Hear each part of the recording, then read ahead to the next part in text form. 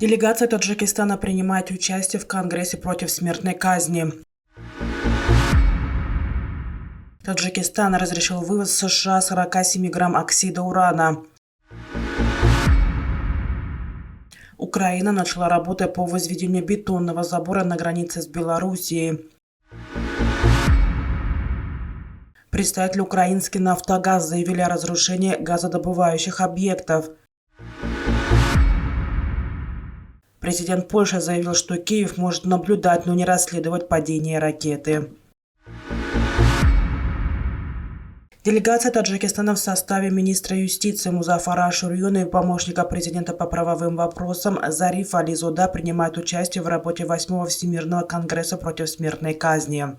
Как сообщает пресс-центр Министерства юстиции Таджикистана, конгресс проходит с 15 по 18 ноября в городе Берлин, Федеративной Республики Германия. Всемирный конгресс против смертной казни – это крупнейшая площадка аболиционистов, которая объединяет более 1000 участников, 130 национальностей и 90 стран мира. Политические и государственные деятели, представители гражданского общества, международные организации, активисты, молодые люди со всего мира собираются для обсуждения вопроса об отмене смертной казни, которая до сих пор практикуется на всех 5 континентах. Выступая на церемонии открытия Конгресса, министр юстиции Музафар Ашурьон подробно представил достижения республики в части гуманизации уголовного законодательства после объявления президентом Таджикистана Эмомали Рахмоном моратория на смертную казнь в 2004 году. Мораторий, вступивший в силу с момента его объявления, не ограничен какими-либо временными рамками и будет действовать на неопределенное время. Завершая свое выступление, министр юстиции Музафар Ашурьон заверил присутствующих о намерении страны в разработке механизмов по решению вопросов, касающихся отмены смертной казни, с привлечением представителей гражданского общества, международных организаций, международных экспертов. Таджикистан разрешил вывоз в США 47 грамм оксида урана для проведения его анализа Национальной администрации по ядерной безопасности Департамента энергетики США. Соответствующее постановление правительства Таджикистана опубликовано на сайте Централизованного банка правовой информации Минюста Республики Таджикистан, было подписано 31 октября текущего года. В частности, в постановлении правительства Республики Таджикистан о вывозе образца ядерного материала из Республики Таджикистан говорится: разрешить вывести образцы ядерного материала 10 штук капсул оксида урана общим весом 47 грамм из Республики Таджикистан в целях его анализа Национальной администрации по ядерной безопасности Департамента энергетики Соединенных Штатов Америки.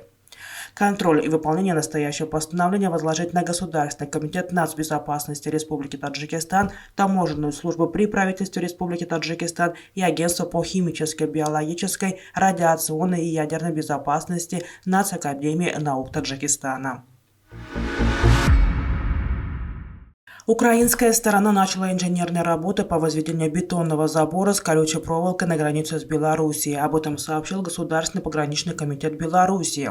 Заграждение, установленное на украинской территории, состоит из бетонных плит и не является сплошным. В некоторых местах бетонные блоки отсутствуют. Высота бетонного забора составляет 3-4 метра. Его возвели на удаление 10-15 метров от границы с Белоруссией. Вдоль железобетонного забора Украина установила наблюдательные посты, сообщает ведомство. В октябре представитель погранкомитета Беларуси Анатолий Лапо сообщил, что украинская сторона взорвала почти все автомобильные и железнодорожные мосты на границе с Белоруссией и заминировала все приграничные дороги. Чиновник также упомянул присутствие украинских бойцов территориальной обороны в приграничной зоне. 16 ноября погранкомитет Беларуси заявил о сбитом в 100 метрах от границы дроне, который применялся для разведки и сбора информации. Представители украинской энергетической компании «Нафтогаз» заявили о разрушении объектов газодобывающей инфраструктуры на востоке Украины из-за массированных обстрелов. По данным компании, чрезвычайные службы уже ликвидировали возникшее на месте происшествия возгорание. Сейчас известно о нескольких разрушенных объектах, другие получили повреждения разной степени. Специалисты Укргаздобычи оперативно прибыли на поврежденные объекты. Ими оцениваются последствия масштаба атаки, говорится в пресс-релизе на сайте компании. Информация о пострадавших «Нафтогаз» пока не располагает. Вчера утром, 17 ноября, на всей территории Украины была объявлена воздушная тревога. Украинские СМИ, политики также сообщали о взрывах в Одессе, Днепре и других регионах страны. 15 ноября Россия возобновила массированный ракетный удар по украинской инфраструктуре, в частности по энергетической. Доступ Украины к месту падения ракеты в селе Пшиводов вблизи польско-украинской границы должен быть регламентирован. Сейчас украинские специалисты смогут наблюдать за процедурой, но не участвовать в ней. Об этом заявил президент Польши Анджей Дуда, передает Polsat News.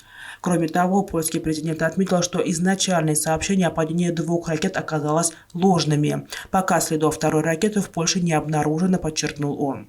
Дуда в очередной раз назвал инцидент случайностью и отметил, что ракета не была направлена на Польшу, поэтому это нельзя трактовать как нападение.